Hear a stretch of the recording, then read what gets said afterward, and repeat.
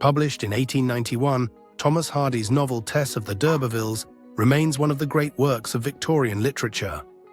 Subtitled A Pure Woman Faithfully Presented, it shocked many readers at the time for its candid treatment of sexuality, morality, and social hypocrisy. Today, it is considered Hardy's masterpiece, a tragic, compassionate story of a young woman caught between desire, duty, and the harshness of fate. The story begins in rural Wessex, Hardy's fictionalized region of southwest England. John Durbeyfield, a poor villager, learns from a parson that his family is descended from the once noble Durbeyfields. Excited by this discovery, he sends his daughter Tess, a beautiful, innocent young woman, to claim kinship with the wealthy Stoke Durbeyfields, who have adopted the aristocratic name, though they are not related by blood. At the Stoke Durbeyfield estate, Tess meets Alec Durbeyfield, a manipulative and entitled young man. Alec takes advantage of Tess's vulnerability and seduces, or possibly rapes her, leaving her disgraced and isolated. She returns home, gives birth to a child who dies in infancy, and is left with deep scars from the experience. Years later, Tess seeks a new life and finds work as a dairymaid at Talbothays farm. There she meets Angel Clare, the son of a clergyman training to be a farmer. Unlike Alec, Angel is gentle, idealistic, and intellectually curious. Tess and Angel fall in love, and Tess experiences happiness for the first time. However, Tess is haunted by her past. On their wedding night, Angel confesses to a youthful indiscretion, expecting Tess to forgive him. She, in turn, reveals her history with Alec. Angel, despite his progressive views, cannot reconcile her past with his image of purity. Feeling betrayed, he abandons Tess and sails to Brazil to seek farming opportunities. Devastated, Tess struggles to survive. She takes hard, laboring work and endures poverty while her family continues to decline. Eventually, she encounters Alec again, who has become a preacher but soon relapses into his old ways. He pressures Tess to live with him, offering security for her struggling family. Reluctantly, she submits, believing Angel will never return. But Angel does return, repentant and wiser after his hardships abroad. He seeks Tess's forgiveness, only to discover her living with Alec. In despair, Tess murders Alec in a desperate act of rage and liberation. She flees with Angel, and for a brief time they find happiness wandering together across the countryside. Yet Tess knows their time is short. The novel ends at Stonehenge, where Tess, exhausted, lies down among the ancient stones and accepts her fate. She is arrested at dawn and later executed at Wintoncester prison. The final image is of Angel walking away with Tess's younger sister, Liza Lou, suggesting a continuation of life beyond tragedy. Fate and tragedy, Hardy portrays Tess as a character trapped by forces beyond her control: social conventions, class inequality, male dominance, and the indifference of fate.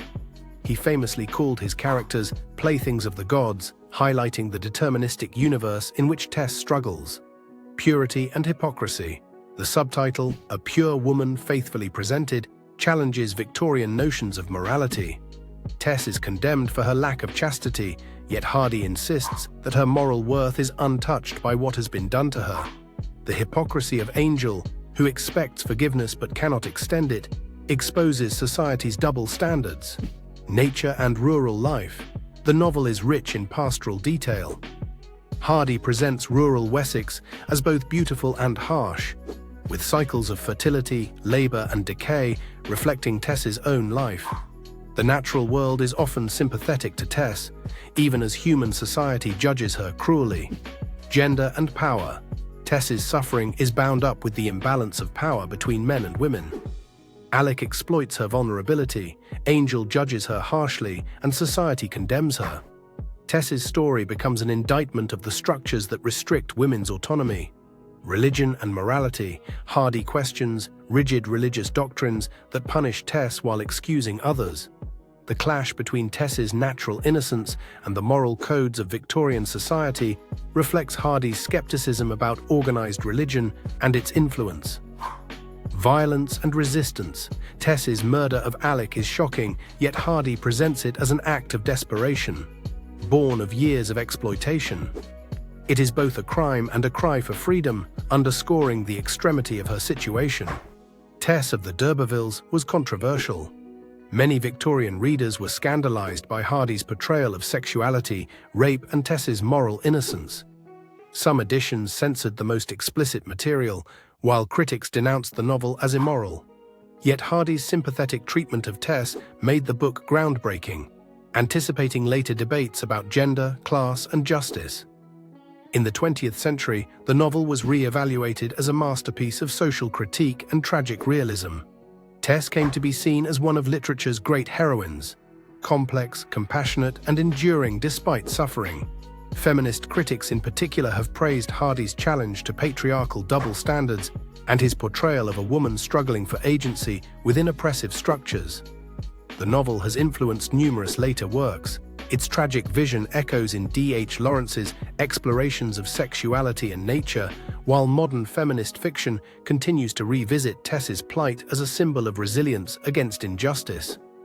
Adaptations have brought the story to new audiences.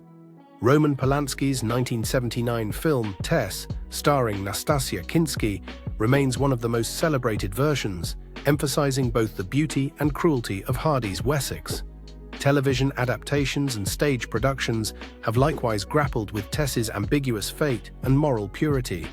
In literature, Tess's story paved the way for later explorations of female subjectivity, from Virginia Woolf to Margaret Atwood.